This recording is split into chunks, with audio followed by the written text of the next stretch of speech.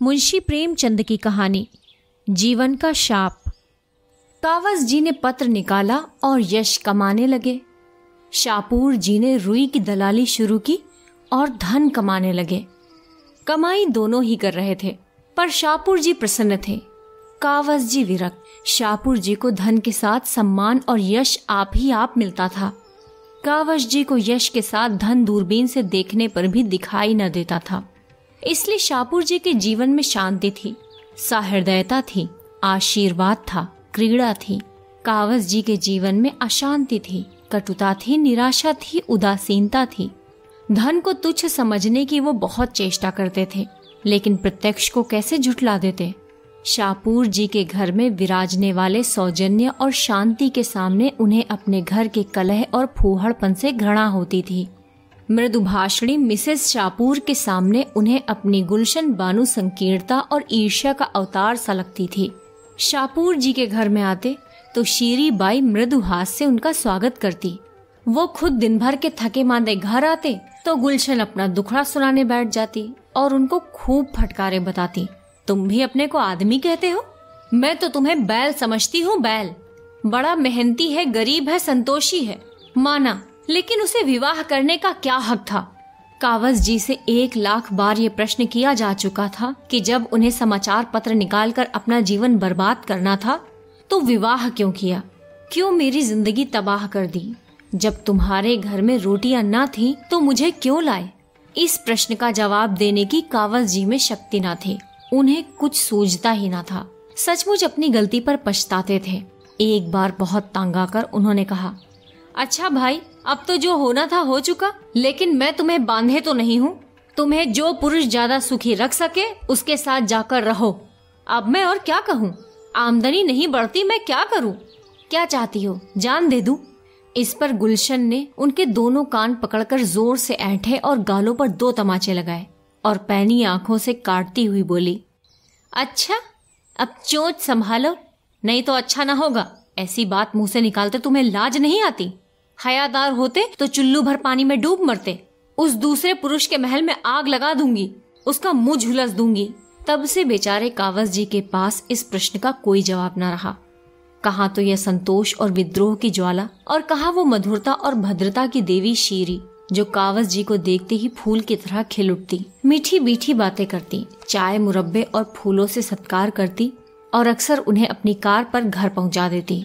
कावस जी ने कभी मन में इसे स्वीकार करने का साहस नहीं किया, मगर उनके हृदय में ये लालसा छिपी हुई थी कि गुलशन की जगह शीरी होती तो उनका जीवन कितना गुलजार होता। कभी कभी गुलशन की कटुक्तियों से वो इतने दुखी हो जाते कि यमराज का आवाहन करते। घर उनके लिए कैदखाने से कम जानलेवा न था और उन्हें जब अवसर मिलता सीधे शीरी के घर जाकर अपने दिल की जलन बुझा आते। एक दिन कावस जी सवेरे गुलशन से झल्लाकर रजी के टेरेस में पहुँचे तो देखा शीरी बानो की आंखें लाल हैं और चेहरा भभराया हुआ है, जैसे रो कर उठी हो। कावस जी ने चिंतित होकर पूछा, आपका जी कैसा है? बुखार तो नहीं आ गया? शीरी ने दर्द भरी आंखों से देखकर रोनी आवाज में कहा, नहीं, बुखार तो नहीं है, कम से कम देह का बुखार तो नहीं है। कावस जी इस पहेली का कुछ मतलब ना समझे। शीरी ने एक क्षण मौन रहकर फिर कहा, आपको मैं अपना मित्र समझती हूँ मिस्टर कावस जी। आपसे क्या छिपाऊं, मैं इस जीवन से तंग आ गई हूँ। मैंने अब तक हृदय की आग हृदय में रखी, लेकिन ऐसा मालूम होता है कि अब उसे बाहर ना निकालूं तो मेरी हड्डियां तक जल जाएंगी। एक वक्त 8 बजे हैं, लेकिन मेरे रंगीले पिया का कहीं पता नहीं। रात को खाना खाकर एक मित्र से मिलने का बहाना करके घर से निकले थे और अभी तक लौट कर नहीं आए। ये आज कोई नई बात नहीं है, इधर कई महीनों से इनकी रोज की आदत है। मैंने आज तक आपसे कभी अपना दर्द नहीं कहा, मगर उस समय भी जब मैं हंस हंस कर आपसे बातें करती थी, मेरी आत्मा रोती थी। कावस जी ने निष्कपट भाव से कहा, तुमने पूछा नहीं, कहाँ रह जाते हो? पूछने से क्या लोग अपने दिल की बात बता दिया करते हैं? तुमसे तो उन्हें कोई भेद न रखना चाहिए। घर में जी न लगे तो आदमी क्या करे? मुझे तो ये सुनकर आश्चर्य हो रहा है। तुम जैसी देवी जिस घर में हो वो स्वर्ग है। शापूर जी को तो अपना भाग्य सराहना चाहिए। आपका ये भाव तभी तक है जब तक आपके पास धन नहीं है। आज तुम्हें कहीं से 2-4 लाख रुपए मिल जाएं तो तुम यूं ना रहोगे, और तुम्हारे ये भाव बदल जाएंगे। यही धन का सबसे बड़ा अभिशाप है। ऊपरी सुख शांति के नीचे कितनी आग है, ये तो उसी वक्त खुलता है जब ज्वालामुखी फट पड़ता है। वो समझते हैं धन से घर भरकर उन्होंने मेरे लिए वो सब कुछ कर दिया जो उनका कर्तव्य था, और अब मुझे असंतुष्ट होने का कोई कारण नहीं। ये नहीं जानते कि ऐश की ये सामान उस मिश्री तहखानों में गड़े हुए पदार्थों की तरह हैं, जो मृतात्मा के भोग के लिए रखे जाते हैं। कावस जी आज एक नई बात सुन रहे थे। उन्हें अब तक जीवन का जो अनुभव हुआ था वो ये था कि स्त्री अंतःकरण से विलासिनी होती है। उस पर लाख प्राण वारो, उनके लिए मर ही क्यों न मिटो, लेकिन व्यर्थ। वो केवल खरहरा नहीं चाहती, उससे कहीं ज्यादा दाना और घास चाहती है। लेकिन एक ये देवी है जो विलास की चीजों को तुच्छ समझती है और केवल मीठे स्नेह और सहवास से ही प्रसन्न रहना चाहती है। उनके मन में गुदगुदी सी उठी। मिसेस शापूर ने फिर कहा, उनका ये व्यापार मेरी बर्दाश्त के बाहर हो गया है मिस्टर कावस जी। मेरे मन में विद्रोह की ज्वाला उठ रही है और मैं धर्मशास्त्र और मर्यादा इन सभी का आश्रय लेकर भी त्राण नहीं पाती। मन को समझाती हूँ, क्या संसार में लाखों विधवाएं नहीं पड़ी हुई हैं? लेकिन किसी तरह चित्त नहीं शांत होता। मुझे विश्वास आता जाता है कि वो मुझे मैदान में आने के लिए चुनौती दे रहे हैं। मैंने अब तक उनकी चुनौती नहीं ली है, लेकिन अब पानी सिर से ऊपर चढ़ गया है और मैं किसी तिनके का सहारा ढूंढे बिना नहीं रह सकती। वो जो चाहते हैं वो हो जाएगा। आपके मित्र हैं, आपसे बन पड़े तो उनको समझाइए। मैं इस मर्यादा की बेड़ी को अब और न पहन सकूंगी। मिस्टर कावस जी मन में भावी सुख का एक स्वर्ग का निर्माण कर रहे थे। बोले, हाँ, मैं अवश्य समझाऊंगा। ये तो मेरा धर्म है, लेकिन मुझे आशा नहीं है कि मेरे समझाने का उन पर कोई असर हो। मैं तो दरिद्र हूँ। मेरे समझाने का उनकी दृष्टि में मूल्य ही क्या? यो वो मेरे ऊपर कृपा रखते हैं बस। उनकी यही आदत मुझे पसंद नहीं। तुमने इतने दिनों बर्दाश्त किया, यही आश्चर्य है। कोई दूसरी औरत होती तो एक दिन न सहती। थोड़ी बहुत तो ये आदत सभी पुरुषों में होती है, लेकिन ऐसे पुरुषों की स्त्रियां भी वैसी ही होती हैं। कर्म से नहीं, मन से ही सही। मैंने तो सदैव इनको अपना इष्ट देव समझा, किंतु जब पुरुष इसका अर्थ ही न समझे तो क्या हो। मुझे भय है वो मन में कुछ और न सोच रहे हो। और क्या सोच सकते हैं? आप अनुमान कर सकती हैं। अच्छा, वो बात। मगर मेरा अपराध? शेर और मेमने वाली कथा आपने नहीं सुनी? मिसेस शापूर एकाएक चुप हो गईं। सामने से शापूर जी की कार आती दिखाई दी। उन्होंने कावस जी को ताकीद की और विनय भरी आंखों से देखा और दूसरे द्वार के कमरे से निकलकर अंदर चली गई। मिस्टर शापूर लाल आंखें किए कार से उतरे और मुस्कुराकर कावस जी से हाथ मिलाया। स्त्री की आंखें भी लाल थीं, पति की आंखें भी लाल, एक रुदन से, दूसरी रात खुमारी से। शापूर जी ने हैट उतारकर खूंटी पर लटकाते हुए कहा, क्षमा कीजिए, मैं रात को एक मित्र के घर सो गया। दावत थी, खाने में देर हुई तो मैंने सोचा अब घर कौन जाए। कावस जी ने व्यंग्य मुस्कान के साथ कहा, किसके यहाँ दावत थी? मेरे रिपोर्टर ने तो कोई खबर नहीं दी। जरा मुझे नोट करा दीजिए। उन्होंने जेब से नोटबुक निकाली। शापूर जी ने सतर्क होकर कहा, ऐसी कोई बड़ी दावत नहीं थी, 2-4 मित्रों का प्रतिभोज था। फिर भी समाचार तो जानना चाहिए। जिस प्रीति भोज में आप जैसे प्रतिष्ठित लोग शरीक हो, वो साधारण बात नहीं हो सकती। क्या नाम है मेजबान साहब का? आप चौंकेंगे तो नहीं? बताइए तो। मिस गौहर। मिस गौहर? जी हाँ, आप चौंके क्यों? क्या आप इसे तस्लीम नहीं करते कि दिन भर रुपए आने पाई से सिर मारने के बाद मुझे कुछ मनोरंजन का भी अधिकार है? नहीं तो जीवन भार हो जाए। मैं इसे नहीं मानता। क्यों? इसलिए कि मैं इस मनोरंजन को अपनी ब्याहता स्त्री के प्रति अन्याय समझता हूँ। शापूर जी नकली हंसी हंसे। यही दकियानूसी बात। आपको मालूम होना चाहिए, आज का समय ऐसा कोई बंधन स्वीकार नहीं करता, और मेरा ख्याल है कि कम से कम इस विषय में आज का समाज एक पीढ़ी पहले के समाज से कहीं परिष्कृत है। अब देवियों का ये अधिकार स्वीकार किया जाने लगा है, यानी देवियां पुरुषों पर हुकूमत कर सकती हैं, उसी तरह जैसे पुरुष देवियों पर हुकूमत कर सकते हैं। मैं इसे नहीं मानता। पुरुष स्त्री का मोहताज नहीं है, स्त्री पुरुष की मोहताज है। इसका आशय यही तो है कि स्त्री अपने भरण पोषण के लिए पुरुष पर अवलंबित है। अगर आप इन शब्दों में कहना चाहते हैं तो मुझे कोई आपत्ति नहीं, मगर अधिकार की बागडोर जैसे राजनीति में वैसे ही समाज नीति में धन बल के हाथ रही है और रहेगी। अगर दैव योग से धनोपार्जन का काम स्त्री कर रही हो और पुरुष कोई काम न मिलने पर घर बैठा हो, तो स्त्री को अधिकार होगा कि अपना मनोरंजन जिस तरह चाहे करे। मैं स्त्री को अधिकार नहीं दे सकता। ये आपका अन्याय है। बिल्कुल नहीं।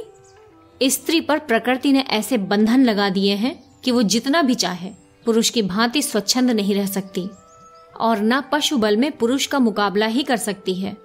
हाँ, गृहिणी का पद त्याग कर या अप्राकृतिक जीवन का आश्रय लेकर वो सब कुछ कर सकती है। आप लोग उसे मजबूर कर रहे हैं कि अप्राकृतिक जीवन का आश्रय ले। मैं ऐसे समय की कल्पना ही नहीं कर सकता जब पुरुषों का आधिपत्य स्वीकार करने वाला औरतों का काल पड़ जाए। कानून और सभ्यता मैं नहीं जानता। पुरुषों ने स्त्रियों पर हमेशा राज किया है और करेंगे। सहसा कावस जी ने पहलू बदला। इतनी थोड़ी सी देर में ही वो अच्छे खासे कूटनीति चतुर हो गए थे। शाहपुर जी को प्रशंसा सूचक आंखों से देखकर बोले, तो हम और आप दोनों एक ही विचार के हैं। मैं आपकी परीक्षा ले रहा था। मैं भी स्त्री को गृहिणी, माता और स्वामिनी सब कुछ मानने को तैयार हूँ, पर उसे स्वच्छंद नहीं देख सकता। अगर कोई स्त्री स्वच्छंद होना चाहती है तो उसके लिए मेरे घर में स्थान नहीं है। अभी मिसेस शाहपुर की बातें सुनकर दंग रह गया। मुझे इसकी कल्पना भी न थी कि कोई नारी मन में इतने विद्रोहात्मक भावों को स्थान दे सकती है। मिस्टर शाहपुर की गर्दन की नसें तन गई, नथुने फूल गए। कुर्सी से उठकर बोले, अच्छा तो अब शीरी ने ये ढंग निकाला। मैं अभी उससे पूछता हूँ, आपके सामने पूछता हूँ, अभी फैसला कर डालूंगा। मुझे उसकी परवाह नहीं है, किसी की परवाह नहीं है। बेवफा औरत जिसके हृदय में जरा भी संवेदना नहीं, जो मेरे जीवन में जरा सा आनंद भी नहीं सह सकती, चाहती है मैं उसके अंचल में बंधा बंधा घूमूं। शाहपुर से ये आशा रखती है। अभागिनी भूल जाती है कि आज मैं आंखों से इशारा कर दूं तो 100 शीरियां मेरी उपासना करने लगे। जी हाँ, मेरे इशारों पर नाचे। मैंने इसके लिए जो कुछ किया बहुत कम पुरुष किसी स्त्री के लिए करते हैं। मैंने उन्हें ख्याल आ गया कि वो जरूरत से ज्यादा बहके जा रहे हैं। शीरी की प्रेममय सेवाएं याद आई। रुक कर बोले, लेकिन मेरा ख्याल है कि वो अभी समझ से काम ले सकती है। मैं उसका दिल नहीं दुखाना चाहता। मैं ये भी जानता हूँ कि वो ज्यादा से ज्यादा जो कर सकती है वो शिकायत है। इसके आगे बढ़ने की हिमाकत वो नहीं कर सकती। औरतों को मना लेना बहुत मुश्किल नहीं है। कम से कम मुझे तो यही तजुर्बा है। मेरा तजुर्बा तो कुछ और है। हो सकता है, मगर आपके पास खाली बातें हैं, मेरे पास लक्ष्मी का आशीर्वाद है। जब मन में विद्रोह के भाव जम गए तो लक्ष्मी के टाले भी नहीं टल सकते। शाहपुर जी ने विचारपूर्ण भाव से कहा, शायद आपका विचार ठीक है। कई दिनों के बाद कावस जी की शीरी से पार्क में मुलाकात हुई। वो इसी अवसर की खोज में थे। उसका स्वर्ग तैयार हो चुका था, केवल शीरी को प्रतिष्ठित करने की कसर थी। उस शुभ दिन की कल्पना में वो पागल से हो रहे थे। गुलशन को उन्होंने उसके मैके भेज दिया था। भेज क्या दिया था, वो रूठ कर चली गई थी। जब शीरी उनकी दरिद्रता का स्वागत कर रही है तो गुलशन की खुशामद क्यों की जाए। लपक कर शीरी से हाथ मिलाया और बोले, आप खूब मिली, मैं आज आने वाला था। शीरी ने गिला करते हुए कहा, आपकी राह देखते देखते आंखें थक गईं। आप भी जबानी हमदर्दी ही करना जानते हैं। आपको क्या खबर हुई, इन कई दिनों में मेरी आंखों से कितने आंसू बहे हैं। कावस जी ने शीरी बानू की उत्कंठापूर्ण मुद्रा देखी, जो बहुमूल्य रेशमी साड़ी की आभ से और भी दमक उठी थी, और उनका हृदय अंदर से बैठता हुआ जान पड़ा। उस छात्र की सी दशा हुई जो आज अंतिम परीक्षा पास कर चुका हो और जीवन का प्रश्न उसके सामने अपने भयंकर रूप में खड़ा हो। काश वो कुछ दिन और परीक्षाओं की भूल भुलैया में जीवन के स्वप्नों का आनंद ले सकता। उस स्वप्न के सामने ये सत्य कितना डरावना था। अभी तक कावस जी ने मधुमक्खी का शहद ही चखा था। इस समय वो उनके मुख पर मंडरा रही थी और वो डर रहे थे कि डंक न मारे। दबी हुई आवाज से बोले, मुझे ये सुनकर बड़ा दुख हुआ। मैंने तो शाहपुर को बहुत समझाया था। शीरी ने उनका हाथ पकड़कर एक बेंच पर बिठा दिया और बोली, उन पर आपके समझाने बुझाने का कोई असर न होगा, और मुझे ही क्या गरज पड़ी है कि मैं उनके पांव सहलाती फिरूं। आज मैंने निश्चय कर लिया है, अब उस घर में लौटकर न जाऊंगी। अगर उन्हें अदालत में जलील होने का शौक है तो मुझ पर दावा करें, मैं तैयार हूँ। मैं जिसके साथ नहीं रहना चाहती उसके साथ रहने के लिए ईश्वर भी मुझे मजबूर नहीं कर सकता। अदालत क्या कर सकती है? अगर तुम मुझे आश्रय दे सकते हो तो मैं तुम्हारी बनकर रहूंगी, तब तक तुम मेरे पास रहोगे। अगर तुम में इतना आत्मबल नहीं है तो मेरे लिए दूसरे द्वार खुल जाएंगे। अब साफ साफ बतलाओ, क्या वो सारी सहानुभूति ज़बानी थी? कावस जी ने कलेजा मजबूत करके कहा, नहीं नहीं शीरी, खुदा जानता है मुझे तुमसे कितना प्रेम है। तुम्हारे लिए मेरे हृदय में स्थान है, मगर गुलशन का क्या करोगे? उसे तलाक दे दूंगा। हाँ, मैं यही चाहती हूँ। तो मैं तुम्हारे साथ चलूंगी, अभी इसी दम। शाहपुर से अब मेरा कोई संबंध नहीं है। कावस जी को अपने दिल में कंपन का अनुभव हुआ। बोले, लेकिन अभी तो वहां कोई तैयारी नहीं है। मेरे लिए किसी तैयारी की जरूरत नहीं, तुम सब कुछ हो। टैक्सी ले लो, मैं इसी वक्त चलूंगी। कावस जी टैक्सी को खोज में पार्क से निकले। वो एकांत में विचार करने के लिए थोड़ा सा समय चाहते थे।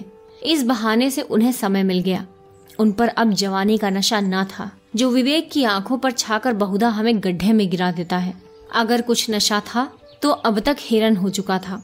वो किस फंदे में गला डाल रहे हैं वो खूब समझते थे। शाहपुर जी उन्हें मिट्टी में मिला देने के लिए पूरा जोर लगाएंगे, ये भी उन्हें मालूम था। गुलशन उन्हें सारी दुनिया में बदनाम कर देगी, ये भी वो जानते थे। ये सब विपत्तियां झेलने के लिए वो तैयार थे। शाहपुर की जबान बंद करने के लिए उनके पास काफी दलीलें थीं। गुलशन को भी स्त्री समाज में अपमानित करने का उनके पास काफी मसाला था। डर था तो ये कि शीरी का ये प्रेम टिक सकेगा या नहीं। अभी तक शीरी ने केवल उसके सौजन्य का परिचय पाया है, केवल उनकी न्याय, सत्य और उदारता से भरी बातें सुनी हैं। इस क्षेत्र में शाहपुर जी से उन्होंने बाजी मारी है, लेकिन उनके सौजन्य और उनकी प्रतिभा का जादू उनके बेसरो सामान घर में कुछ दिन ही रहेगा, इस पे उन्हें संदेह था। हलवे की जगह चुपड़ी रोटियां भी मिले तो आदमी सब्र कर सकता है, रूखी भी मिल जाए तो वो संतोष कर लेगा, लेकिन सूखी घास सामने देखकर तो ऋषि मुनि भी जामे से बाहर हो जाएंगे। शीरी उनसे प्रेम करती है, लेकिन प्रेम के त्याग की भी तो सीमा है। 2-4 दिन भावुकता के उन्माद में ये सब्र कर ले, लेकिन भावुकता कोई टिकाऊ चीज तो नहीं है। वास्तविकता के आघातों के सामने ये भावुकता कै दिन टिकेगी? उस परिस्थिति की कल्पना करके कावस जी कांप उठे। अब तक वो रनिवास में रही है, अब उसे एक खपरेल का कॉटेज मिलेगा जिसके फर्श पर कालीन की जगह टाट भी नहीं है। कहाँ वर्दी पोश नौकरों की पलटन, कहाँ एक बुढ़िया मामा की संदिग्ध सेवाएं जो बात बात पर भुनभुनाती है, धमकाती है, कोसती है। उनका आधा वेतन तो संगीत सिखाने वाला मास्टर ही खा जाएगा, और शाहपुर जी ने कहीं ज्यादा कमीनेपन से काम लिया तो उनको बदमाशों से पिटवा भी सकते हैं। पिटने से वो नहीं डरते, ये तो उनकी फतह होगी, लेकिन शीरी की भोग लालसा पर कैसे विजय पाएं? बुढ़िया मामा जब मुंह लटकाए आकर उसके सामने रोटियां और सालन परोस देगी, तब शीरी के मुंह पर कैसी विदग्ध विरक्ति छा जाएगी। कहीं वो खड़ी होकर उनको और अपनी किस्मत को कोसने न लगे। नहीं, आभाव की पूर्ति सौजन्य से नहीं हो सकती। शीरी का वो रूप कितना विकराल होगा। सहसा एक कार सामने से आती दिखाई दी। कावस जी ने देखा, शाहपुर जी बैठे हुए थे। उन्होंने हाथ उठाकर कार को रुकवा लिया और पीछे दौड़ते हुए जाकर शाहपुर जी से बोले, आप कहाँ जा रहे हैं? यूं ही जरा घूमने निकला था। शीरी बानू पार्क में है, उन्हें भी लेते जाइए। वो मुझसे लड़कर आई है कि अब इस घर में कभी कदम न रखूंगी। और आप सैर करने जा रहे हैं, तो आप क्या चाहते हैं, बैठकर रोऊं? वो बहुत रो रही है। सच? हाँ, बहुत रो रही है। तो शायद उसकी बुद्धि जाग रही है। तुम इस समय उन्हें मना लो तो वो हर्ष से तुम्हारे साथ चली जाए। मैं परीक्षा करना चाहता हूं कि वो बिना मनाए मानती है या नहीं। मैं बड़े असमंजस में पड़ा हुआ हूं, मुझ पर दया करो, तुम्हारे पैरों पड़ता हूं। जीवन में जो थोड़ा आनंद है उसे मनावन के नाट्य में नहीं छोड़ना चाहता। कार चल पड़ी और कावस जी कर्तव्य भ्रष्ट से वहीं खड़े रह गए। देर हो रही थी। सोचा कहीं शीरी ये ना समझ ले कि मैंने उसके साथ दगा की, लेकिन जाऊं भी तो क्यों कर। अपने संपादकीय कुटीर में उस देवी को प्रतिष्ठित करने की कल्पना ही उसे हास्यास्पद लगी। वहां के लिए तो गुलशन ही उपयुक्त है। कुढ़ती है, कठोर बातें कहती है, रोती है, लेकिन वक्त से भोजन तो देती है, फटे हुए कपड़ों को रफू तो कर देती है। कोई मेहमान आ जाता है तो कितने प्रसन्न मुख से उसका आदर सत्कार करती है, मानो उसके मन में आनंद ही आनंद है। कोई छोटी सी चीज भी दे दी तो कितना फूल उठती है। थोड़ी सी तारीफ करके चाहे उससे गुलामी करवा लो। अब उन्हें जरा जरा बात पर झुंझला पड़ना, उसकी सीधी बातों का टेढ़ा जवाब देना विकल करने लगा। उस दिन उसने यही तो कहा था कि उसकी छोटी बहन के सालगिरह पर कोई उपहार भेजना चाहिए। इसमें बरसने की कौन सी बात थी। माना वो अपना संपादकीय नोट लिख रहे थे, लेकिन उनके लिए संपादकीय नोट जितना महत्व रखता है, क्या गुलशन के लिए उपहार भेजना उतना ही या उससे ज्यादा महत्व नहीं रखता। बेशक उनके पास उस समय रुपए ना थे, तो क्या वो मीठे शब्दों में ये नहीं कह सकते थे कि डार्लिंग, मुझे खेद है, अभी हाथ खाली है, 2-4 रोज में मैं कोई प्रबंध कर दूंगा। ये जवाब सुनकर वो चुप हो जाती, और अगर कुछ भुनभुना ही लेती तो उनका क्या बिगड़ जाता। अपनी टिप्पणियों में वो कितनी शिष्टता का व्यवहार करते हैं। कलम जरा भी गर्म पड़ जाए तो गर्दन नापी जाए। गुलशन पर वो क्यों बिगड़ जाते हैं? इसलिए कि वो उसके अधीन है और उन्हें रूठ जाने के सिवा कोई दंड नहीं दे सकती। कितनी नीच कायरता है कि हम सबलों के सामने दुम हिलाएं और जो हमारे लिए अपने जीवन का बलिदान कर रही है उसे काटने दौड़े। सहसा एक तांगा आता हुआ दिखाई दिया और सामने आते ही उस पर से एक स्त्री उतरकर उनकी ओर चली। अरे, ये तो गुलशन है। उन्होंने आतुरता से आगे बढ़कर उसे गले लगा लिया और बोले, तुम इस वक्त यहाँ कैसे आई? मैं अभी अभी तुम्हारा ही ख्याल कर रहा था। गुलशन ने गदगद कंठ से कहा, तुम्हारे ही पास आ रही थी। शाम को बरामदे में बैठी तो तुम्हारा लेख पढ़ रही थी। ना जाने कब झपकी आ गई और मैंने एक बुरा सपना देखा। मारे डर के मेरी नींद खुल गई और तुमसे मिलने चल पड़ी। इस वक्त यहाँ कैसे खड़े हो? कोई दुर्घटना तो नहीं हो गई? रास्ते भर मेरा कलेजा धड़क रहा था।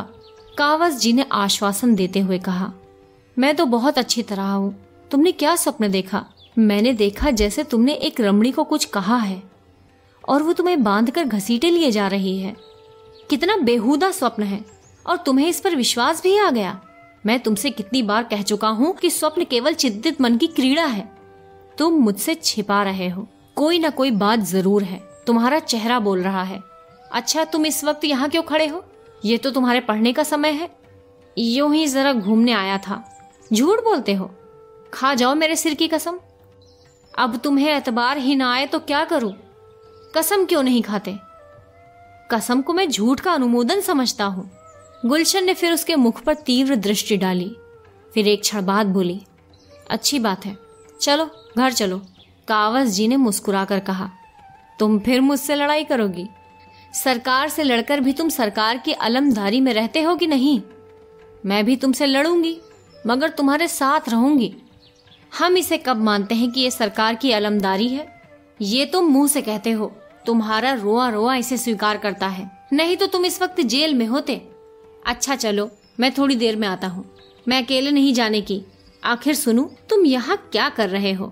कावस जी ने बहुत कोशिश की कि गुलशन वहाँ से किसी तरह चली जाए, लेकिन वो जितना ही इस पर जोर देते थे उतना ही गुलशन का आग्रह भी बढ़ता जाता था। आखिर मजबूर होकर कावस जी को शीरी और शापूर के झगड़े का वृत्तांत कहना ही पड़ा। यद्यपि इस नाटक में उनका अपना जो भाग था उसे उन्होंने बड़ी होशियारी से छिपा देने की चेष्टा की। गुलशन ने विचार करके कहा, तो तुम्हें भी ये सनक सवार हुई? कावस जी ने तुरंत प्रतिवाद किया, कैसी सनक? मैंने क्या किया है? अब ये तो इंसानियत नहीं है कि एक मित्र की स्त्री मेरी सहायता मांगे और मैं बंगले झांकने लगूं। झूठ बोलने के लिए बड़ी अकल की जरूरत होती है प्यारे, और वो तुम में नहीं है, समझे? चुपके से जाकर शीरी बानू को सलाम करो और कहो कि आराम से अपने घर में बैठे। सुख कभी संपूर्ण नहीं मिलता। विधि इतना घोर पक्षपात नहीं कर सकता। गुलाब में कांटे होते ही हैं। अगर सुख भोगना हो तो उसे उसके दोषों के साथ भोगना पड़ेगा। अभी विज्ञान ने कोई उपाय नहीं निकाला कि हम सुख के कांटों को अलग कर सकें। मुफ्त का माल उड़ाने वाले को अय्याशी के सिवा और क्या सूझेगी? अगर धन सारी दुनिया का विलास न मोल लेना चाहे तो वो धन ही कैसा? शीरी के लिए भी क्या वे द्वार नहीं खुले हैं? शापूर जी के लिए खुले हैं। उससे कहो शापूर के घर में रहे, उसके धन को भोगे और भूल जाए कि वो शापूर की स्त्री है, उसी तरह जैसे शापूर भूल गया है कि वो शीरी का पति है। जलना और कुढ़ना छोड़कर विलास का आनंद लूटे। उसका धन एक से एक रूपवान विद्वान नवयुवकों को खींच लाएगा। तुमने ही एक बार मुझसे कहा था कि एक जमाने में फ्रांस में धनवान विलासिनी महिलाओं का समाज पर आधिपत्य था। उनके पति सब कुछ देखते थे और मुंह खोलने का साहस न करते थे, और क्या खोलते, वे खुद इसी धुन में मस्त थे। ये धन का प्रसाद है, तुमसे ना बने तो चलो मैं शीरी को समझा दूं। अय्याश मर्द की स्त्री अगर अय्याश ना हो तो ये उसकी कायरता है, लतखोरपन है। कावस जी ने चकित होकर कहा, लेकिन तुम भी तो धन की उपासक हो। गुलशन ने शर्मिंदा होकर कहा, यही तो जीवन का शाप है। हम उसी चीज पर लपकते हैं जिसमें हमारा अमंगल है, सत्यानाश है। मैं बहुत दिन पापा के इलाके में रही। चारों तरफ किसान और मजदूर रहते थे। बेचारे दिन भर पसीना बहाते थे, शाम को घर जाते। अय्याशी और बदनामी का कहीं नाम न था। और यहाँ शहर में देखती हूँ कि सभी घरों में यही रोना है। सब के सब हथकंडों से पैसे कमाते हैं और अस्वाभाविक जीवन बिताते हैं। आज तुम्हें कहीं से धन मिल जाए तो तुम भी शाहपुर बन जाओगे निश्चय। तब शायद तुम भी अपने बताए हुए मार्ग पर चलोगी। क्यों? शायद नहीं, अवश्य। मुंशी प्रेमचंद की कहानी जीवन का शाप। कथावाचक सोनम।